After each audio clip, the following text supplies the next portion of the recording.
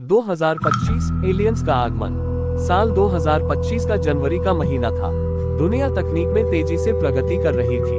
कृत्रिम बुद्धिमत्ता, रोबोटिक्स और अंतरिक्ष अनुसंधान के क्षेत्र में कई देशों ने बड़ी सफलताएं हासिल की थी। लेकिन इस साल की सबसे बड़ी घटना वह थी जिसने पूरी मानवता को झकझोर कर रख दिया। 8 जनवरी 2025 की रात थी। अमेरिका के नेवादा में स्थित एक गुप्त रिसर्च सेंटर एरिया 51 के ऊपर आसमान में एक चमकीली रोशनी दिखाई दी। रोशनी इतनी तेज थी कि रात अचानक दिन जैसी लगने लगी। कुछ ही क्षणों में आसमान से एक विशाल चमचमाती हुई स्पेसशिप उतरी। यह न तो किसी देश की तकनीक का हिस्सा थी और न ही इसे पृथ्वी पर कभी देखा गया था।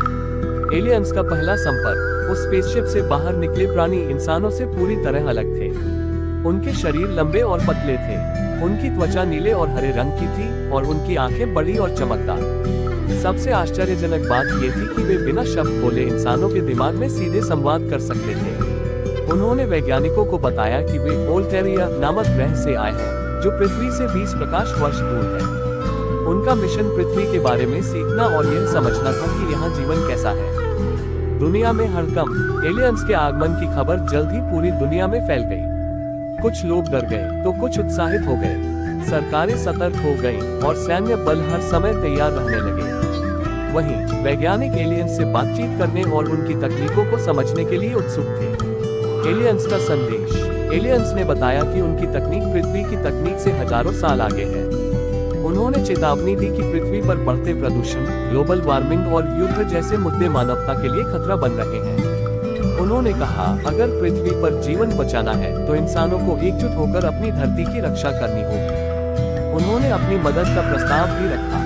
उन्होंने कहा कि वे ऐसी तकनीक दे सकते हैं जो धरती के पर्यावरण को सुधार सके और ऊर्जा के लिए ग्रहों के संसाधनों का उपयोग कर सके। विदाई और वादा।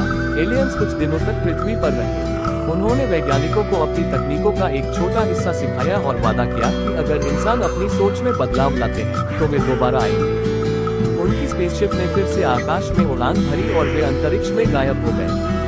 नया युग। एलियंस के आगमन ने मानवता को एक नया दृष्टिकोण दिया। लोग समझ गए कि वे ब्रह्मांड में अकेले नहीं हैं। अब दुनिया के देश आपस में सहयोग करने लगे और पृथ्वी को बचाने के लिए एकजुट हो गए।